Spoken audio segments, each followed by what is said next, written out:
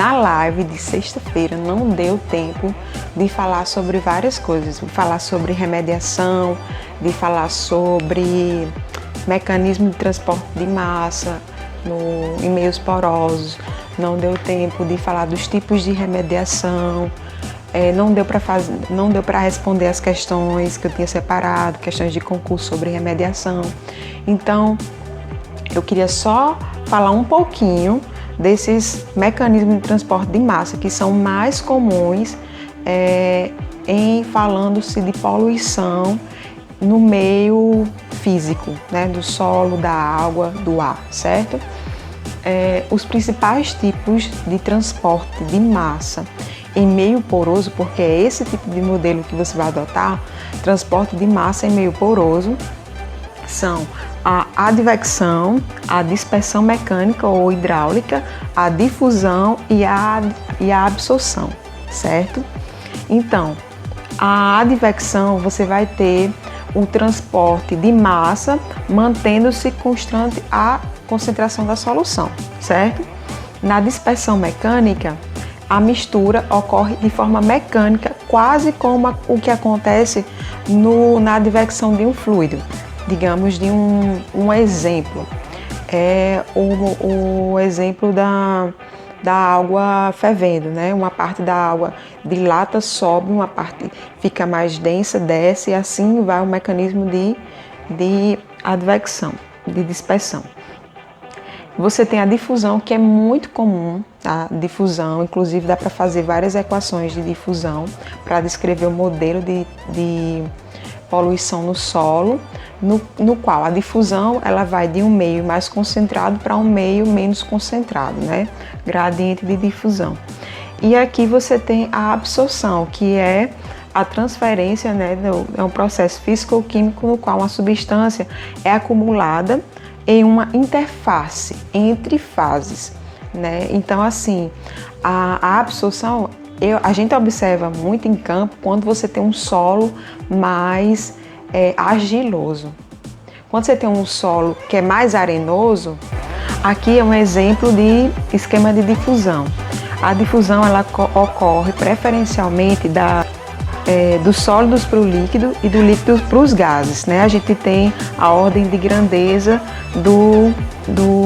da difusividade, certo? Por isso que quando eu estou numa situação como essa, com essa daqui, você vê o correto. Bruno, que é o correto em casos de fundo de cava. O correto é você remover solo.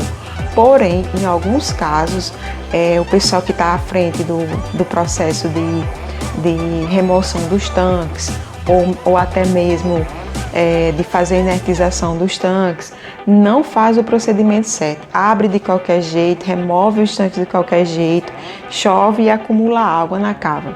Quando acontece isso, a amostra que você tira do solo ela não é mais totalmente confiável, porque aconteceu a difusão. Preferencialmente ela vai passar, o contaminante vai passar do solo para a água e da água para o ar, certo? Isso a gente vai falar bem detalhado no curso também. E aqui são os tipos de remediação. De uma forma geral, você tem as remediações ex situ e as remediações in situ, né? Você tem a descontaminação, separação e reciclagem, mobilização e a destruição, a incineração, por exemplo. A incineração é um tipo de destruição, mas ela acontece ex situ. Você não vai incinerar no local, pode causar uma explosão, né? Para um tratamento do solo e da água subterrânea contaminada por produtos perigosos, pode ser utilizada a biorremediação, que apresenta vantagens e desvantagens em relação às técnicas de tratamento. Uma desvantagem da biorremediação então, existem várias técnicas de biorremediação. Existe a técnica de você injetar ar para aumentar a produção dos micro-organismos. Você tem a técnica de injetar micro-organismos na contaminação para aumentar a decomposição. Tem vários tipos de técnica, certo? Então aqui, falando sobre uma das desvantagens da técnica de biorremediação é o quê? Impossibilidade de efetuar o tratamento no local. Não, a gente já falou que biorremediação pode ser in situ e ex situ. A inexistência de estudos científicos que comprovem sua eficiência. Não, hoje em dia a gente tem bastante publicações que comprova a eficiência da biorremediação. Maior toxicidade, não. Geralmente dos mais tóxicos subprodutos resultantes do tratamento, não. A biorremediação ela não vai resultar em compostos mais tóxicos, pelo contrário, ela vai quebrar os micro-organismos, aliás, os micro-organismos quebram e se alimentam daquele contaminante. Tem alguns casos que certos contaminantes não são indicados para biorremediação porque pode matar os micro-organismos, que é o caso dos metais pesados. Processo em geral mais lento do que os mecanismos físicos e químicos, é verdade, certo? Impossibilidade de degradação dos compostos orgânicos voláteis, não. Então a alternativa certa seria a D. Ele é um processo mais lento que a resposta D.